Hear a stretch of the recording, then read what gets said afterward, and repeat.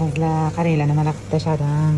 O'ziyam eng zo'ridan boshlayman. Bu dubayskiy мороженое. Ko'rasizlar, ichida malinovoy мороженое, dubayskiy haqiqiy nachinka, fistashkovoy мороженое, shokoladный мороженое, ustida toza belgiyskiy shokolad, и fistashkalari bor. Yana bitta необычный вкус snickersli мороженое. Bunda shokoladный мороженое bor, и yeryong'oq, haqiqiy karamel va karamelli мороженое. И mana ustilarida shokoladный мороженое и shokolad belgiyskiy yeryong'oqlar. Eng zo'rini ayting sizlarga. Ham mazali, ham foydali bo'lgan. Ko'rasizlar nima bu? Plambir, chia va tabiiy yogurtdan tayyorlangan nachinka, ustida esa malinovoy мороженое. Hali bunaqasini вообще yeb ko'rmaganlar. Ham foydali. Hozir bilasizlar, ko'pchilik chiyani tavsiya qilyapti, dietologlar ham.